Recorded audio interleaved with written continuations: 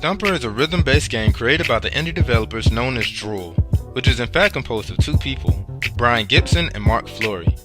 Since its conception and development, this game has undergone many changes in comparison to the final product that we know now. In the beginning, looking at this game's first trailer entitled Kill Crackhead, you can see that this game still retains some aspects from within the final product. The first time this game was presented to the public, it showed off of a fast, high-speed beetle on various tracks, dodging enemies, collecting power-ups, and facing off against bosses.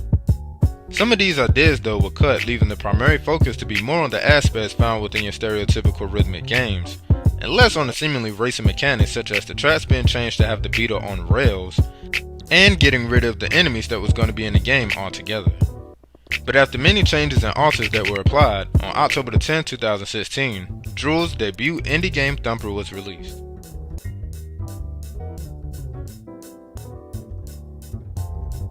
In the game of Thumper, there is no story. What you see is left up to your interpretation, through I guess, maybe symbolism maybe? You can come up with your own individual theories, but this game really is just made for casual players to pick up and play when they have some time on their hands to kill.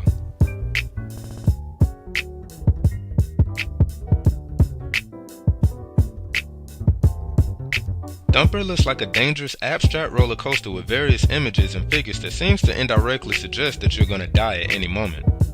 Not to say that this game does not look good, because it does.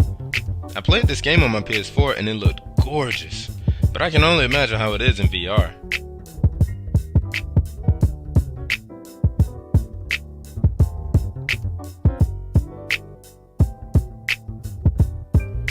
The metallic neon colors and evolving animation makes this game really appealing to the eye. The high quality visuals is present and accounted for in Thumper.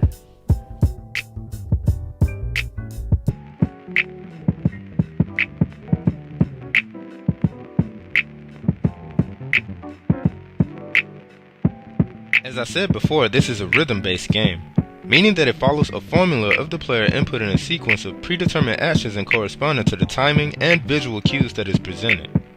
In this notion, Thumper is perfect. The player is responsible for the Iron Beetle not dying, which is the consequence of the player not putting in the right button formations at crucial moments. In the beginning stages of the game, which serves as tutorial stages, the player is introduced to the controls you must familiarize yourself with. For example, learning how to grind against tight corners of each stage, figuring out if you want to use the analog stick or the directional pad, and also becoming familiar with the rhythmic patterns you hear. As you play, the game just continues to add more complexities to the fundamental building blocks, which escalates the levels of challenges for the player. After a few times of dying, the player will get accustomed to the way this game plays. Luckily, the controls for Thumper is tight and responsive, which overall makes this game fun to play. Each stage of Thumper is composed of multiple segments, and at the end of each level is a boss waiting for you. In order to defeat them, you must of course dodge the obstacles, but at the same time properly time your inputs to deliver a shockwave or a blow to your enemy. This will defeat them, and you fulfilling the requirements for completing that stage.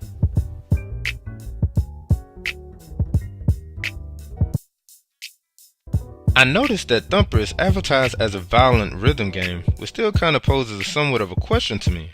I mean, the only reason why I can imagine the terminology violent being placed within the game's selling point is due to the imagery and urgency this game placed the player's mindset in when maneuvering through its levels. Now, this game is fast-paced, and in some instances downright punishing if your concentration and awareness is not being applied effectively. But I guess violent is a befitting word because there is nothing tranquil about this game, neither is atmosphere. The trailers relay that message very well.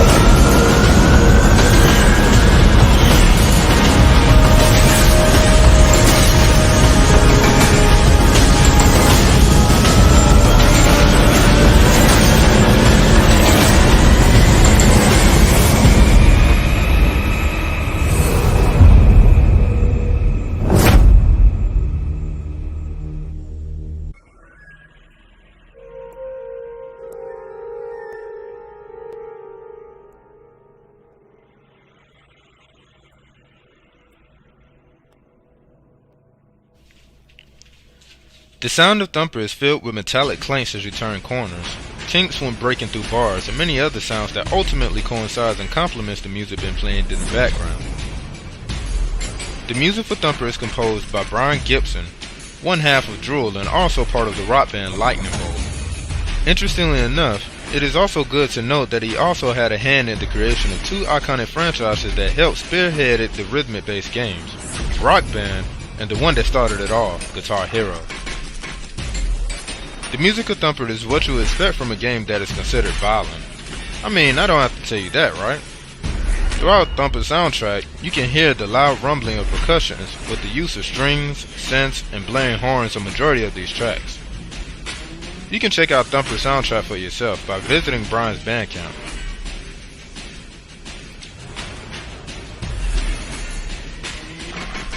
Thumper is available now on PlayStation 4, Xbox One, Nintendo Switch, Steam, and the Oculus. In 2018, the mobile version known as the Pocket Edition became available as an iOS on Apple Store for your iPhones and iPad devices. It is also on Google Play for Android and tablet users. Check it out. Peace.